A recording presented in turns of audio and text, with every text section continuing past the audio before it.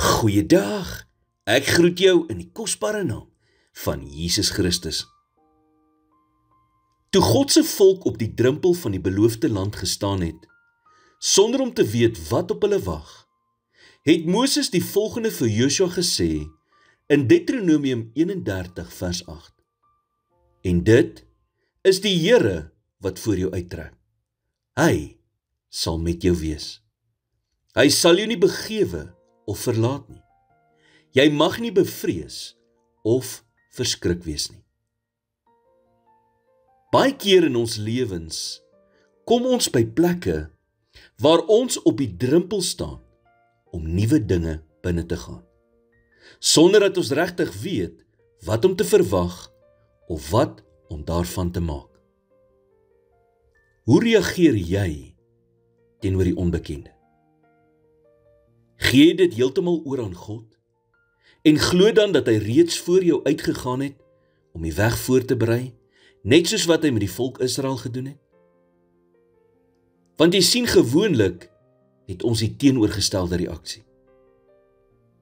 Ons is bang om die onbekende in te gaan, want as mense het ons die neiging om die onbekende te vrees. Ons is so bang dat ons 'n fout sal maak en dan sal verloor wat ons reeds het, dat dit ons terughou om enige vordering in ons lewens te maak.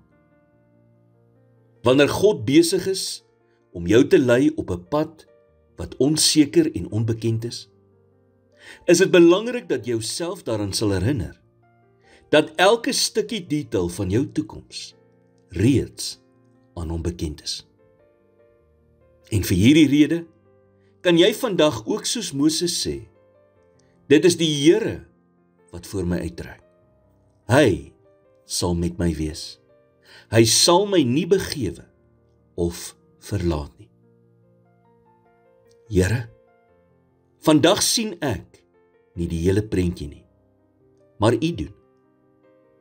En my toekoms mag dalk onbekend vir my wees, maar dit is nie onbekend by U nie.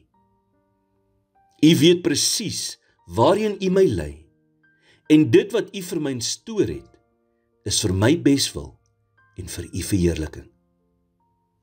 Dankie, dat al lê daar soms moeilike tye voor, kan ek weet dat U na my sal omsien.